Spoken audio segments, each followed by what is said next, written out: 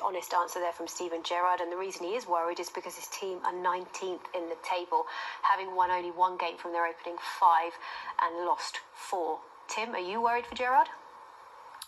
Well, you have to be on the form what they're in at the moment. They play Man City up next. We know how difficult that's going to be.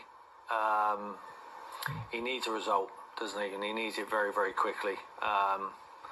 Yeah, I mean, Stevie's very honest there. I mean, I could tell him it don't pay to be honest as a manager. And ask Scott Parker, he's started to be honest and he lost his job. I think if Stevie tries to be too honest, there'll be someone else and that managerial merry-go-round will be starting. It's already started in the Premier League. Scott's lost his job. Seems like all the British managers are under pressure. Brendan Rodgers, Frank Lampard, Steven Gerrard. They need a result. It can soon turn around. You get one result, you get the confidence. But like I say, next up is the big boys. And that'll be a tough outing, won't it? But as for Aston Villa, what is missing from their performances when you watch them? What do they need?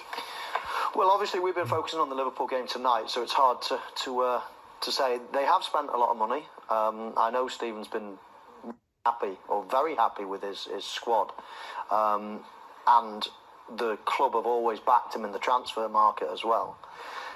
It's always the way, though, right at the start of the season, you don't get off to a great start after 4 or 5 games, and the knives are out, and it's just, let's just relax a little bit. I know it's easy for me sat in this chair to say that, and if a chairman and a set of supporters are watching their team getting beaten, all those hopes and dreams for a great season are almost dashed straight away in their eyes. But it's not like that. It's a long season, and they've got some good players, and they've had a tough start to the season. Going to Arsenal, as Tim said, now it's Manchester City. There'll be calmer waters ahead, and he has got some good players. He is a young manager. He is learning.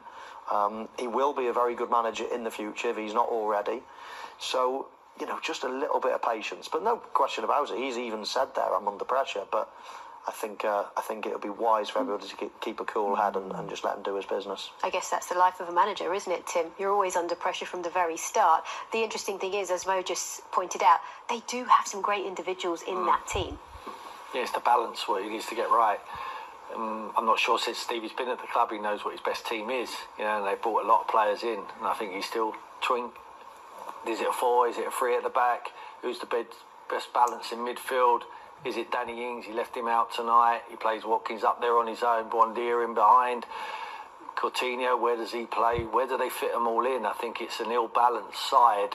But my advice would be try and find your best team and stick with it, for a few weeks. Get some continuity in there, and I think that gives you the best chance of getting results. But at the moment, it's a real struggle.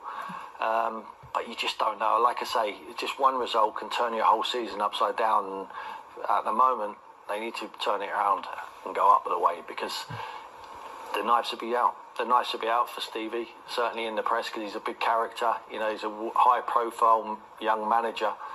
Hopefully, them owners and the directors of Aston Villa just stay calm and give him the opportunity to see it through, because, like I say, they brought players in for him. So you bring a new manager in, it might not always work. Sometimes the grass isn't green on the other side. And that ended 0-0. So, overall, I guess the headlines tomorrow will all be about Erling Haaland, because he's the one that